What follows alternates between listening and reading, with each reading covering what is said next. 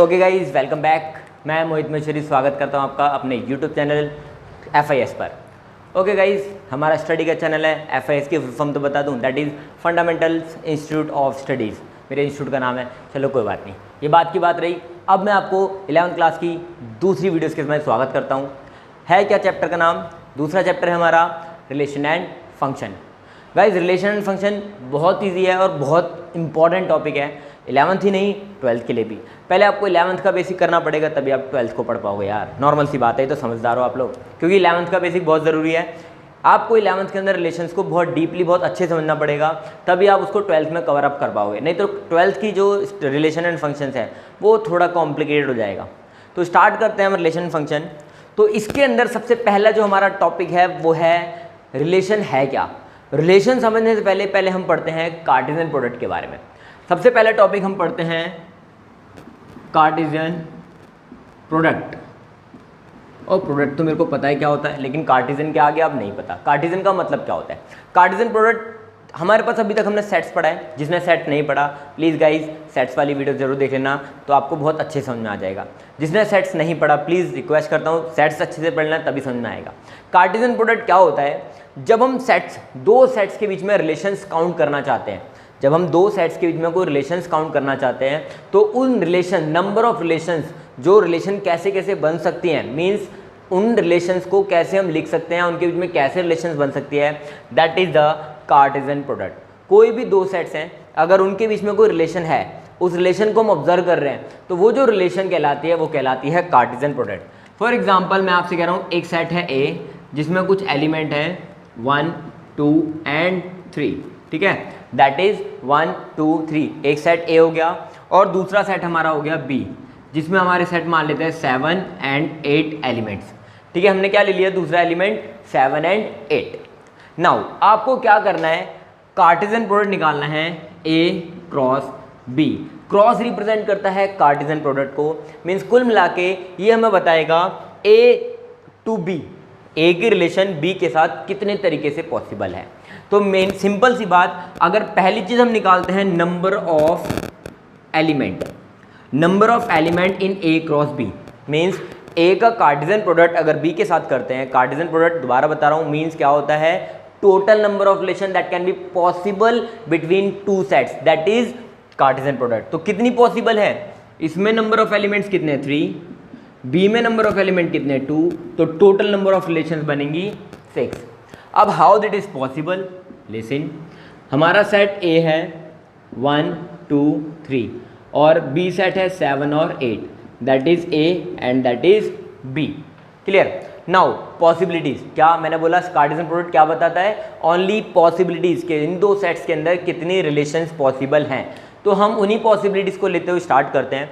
जैसे पॉसिबल है कि 1 रिलेट करता हो 7 से, पॉसिबल, सिंपल याद रखना, कार्टेशियन प्रोडक्ट शो करता है पॉसिबिलिटीज। तो हो सकता है A रिलेट कर रहा हो B से 7 के साथ, ऐसे ही सेम 1 के साथ 8 भी रिलेट कर सकता है, that is Cartesian product. Same 2 भी रिलेट कर सकता है 7 से, एंड 2 भी रिलेट कर सकता है 8 से। सेम कंडीशन 3 के साथ। तो total relation, number of relation कितनी हो गई? That is 6। क्या रिलेशन को अगर हम इसको रोस्टर फॉर्म में लिखते हैं, रिलेशंस को, आपको पता है रोस्टर फॉर्म सेट्स में हमने पढ़ा था, देखो रोस्टर फॉर्म में लिखते हैं। सेट्स में रिलेशन कितनी आएंगी? 1 जो है 7 के साथ रिलेट कर सकता है, 1 8 के साथ भी कर सकता है, 2 7 के साथ कर सकता है, and 2 also with 8, 3 7 and 3 is also with 8, means total number of relations, possibilities, only possibilities, that is 6। Number of relations, how much relations are there? There are only 6 relations. Clear सी बात? चलो अगला टॉपिक हमारा है Cartesian, और Cartesian product हमने निकाल लिया। तो अब रिलेशन क्या है? रिलेशन ये आपको गिवन होगा, ये आपको क्वेश्चन में गिवन होगा, वही आपके रिलेशन है। और एक छोटी सी आपको बात बताता हूं, जो भी रिलेशन है, relations are actually the subset of Cartesian product. Cartesian product की जो रिलेशन है वो सबसेट होते हैं। क्यों होते हैं? सिंपल सी बात, क्योंकि सारी रिलेशंस नहीं होंगी, ये सारी रिलेशन में नहीं आएंगे। सारे एलिमेंट जो मैंने आपको कार्टेशियन प्रोडक्ट में लिख के दिखाए हैं, ये सारे एलिमेंट रिलेशन में नहीं आएंगे। सम या फ्यू, कुछ एलिमेंट्स हमारे रिलेशन में होंगे। सारे एलिमेंट ये जो मैंने यहाँ पर लिखे हैं कार्टेशियन प्रोडक्ट में, it is not compulsory that all the elements are in the relation of two sets, but always relation जो है सबसेट होगा कार्टेशियन प्रोडक्ट का, क्योंकि कार्टेशियन प्रोडक्ट पूरा सैंपल स्पेस है, यानी सारी रिलेशन दिखा रहा है क्या क्या पॉसिबल है। क्लियर? तो उसमें कुछ रिलेशन हमारी इसके अंदर आएगी रिलेशन में, तो that's why relation is the subset of Cartesian product. Is it clear? बहुत बढ़िया, मजा आ गया। अब आगे बढ़ते हैं, सेकंड टॉपिक यानी सेकंड कॉन्सेप्ट हम लेंगे। तो उससे पहले एक चीज़ और समझा देता हूँ, इस चीज़ को ध्यान रखना है आपको। जब आप रिलेशंस कॉन्सेप्ट पढ़ेंगे सबसे मेन चीज़ क्या है वो याद रखना है।